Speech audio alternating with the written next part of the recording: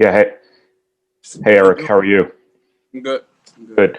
Obviously, we asked you a little bit last week about this, but guarding Io, what are the real challenges with him? I know it's going to be a team deal, but Mhm. what are kind of the most important parts of trying to slow him down? I mean, just kind of just trying to keep him out of spots he likes. I mean, kind of done our homework on him. So, um, we know he's really likes to get to his right hand. So, trying to keep him away from different spots he likes to get to. On that side of the floor would be a big part of it. Right. Right.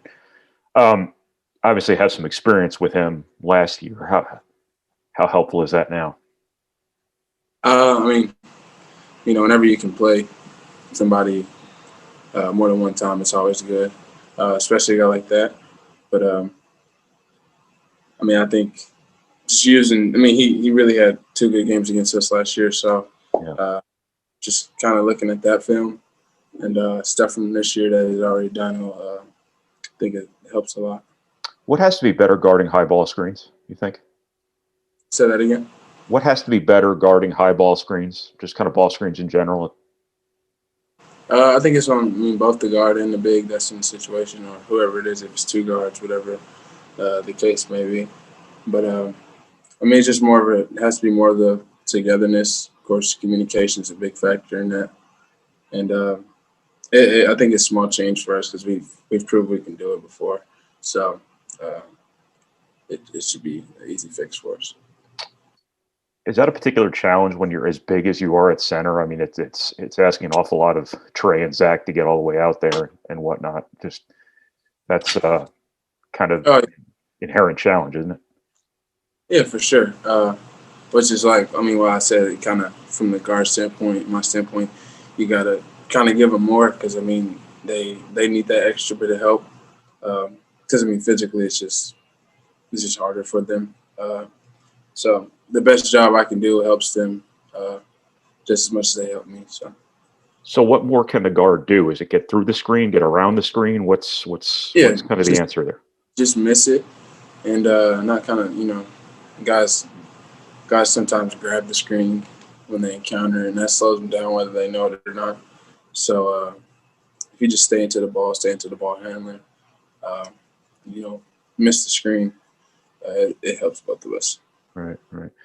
Just one last random question for me. I'm seeing a lot of teams in the Big Ten. They seem like they're going out of their way when they're not in the game to be super enthusiastic and all that stuff. We've talked a lot all season long about having to create your own energy and whatnot. It seems like Maryland, especially, is kind of over caffeinated on its sideline. All the energy it's trying to produce. Has that been an emphasis at all for you guys to be kind of more demonstrative or whatever when you're not in the game, or for the guys who don't play a whole lot to kind of be that way, to be kind of your student section, so to speak?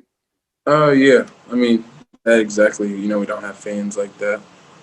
So I mean, as much energy and as much noise we can bring from the sideline is always good. And I mean, we got a lot of space to work with. So Right, I think as we go on, you'll see teams start to do it even more than they already have. right, right. I'm good. Thank you, Eric. Yep. Mike. Yeah, Eric, just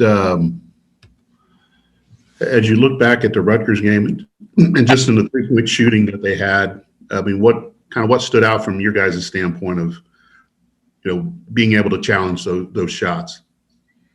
I mean, they definitely had some guys get going that we didn't necessarily expect them to get going, and didn't like expect them to shoot as well. But uh, I think we adjusted better in the second half on that, and cleaned up some things, which kind of helped us in the end. But yeah, I mean, just being able to adjust once you see guys are on, it's probably we probably needed to adjust a lot sooner than we did. And if you look at the last four games, each team has hit more than 10 3-pointers. Is it a combination of some things happening defensively, or just are you running into some hot teams that are just shooting well from the 3-point line? I think it's a little bit of both. Uh, I think I mean, guys can shoot, obviously, um, but I mean, we on our end, there's some assignment issues we got to take care of, and just mean just doing our homework on guys. We know certain guys can shoot, but that mean they just haven't got hot yet. They're streaky or stuff like that. And sometimes it seems like these guys are having their streaks against us. And just one other one, just how much is dribble penetration contributing to maybe leaving a few guys open where maybe some of your guys are going to the middle or trying to help and can't recover quick enough? Yeah, I think that's probably another one of those reasons when I say both. But yeah, I mean, sometimes they get in situations where guys are helping on the wrong dudes or excuse me, helping off the wrong dudes, or we full rotate to the wrong guy or something like that. Just like assignment stuff like that. But keeping the ball in front of us is always something we try to emphasize. And we know like a lot of teams like to get in the paint. I mean, we even like to get in the paint so we can make plays and shoot threes like that. So. Well, everybody was waiting for 2020 to end and thinking that 2021 will be great. I mean, first day of 2021, do you feel better? Yeah, I think so. I was grateful that I'm ready.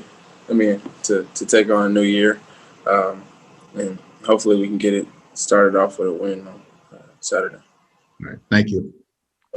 Thanks, sir. Thank you, Eric.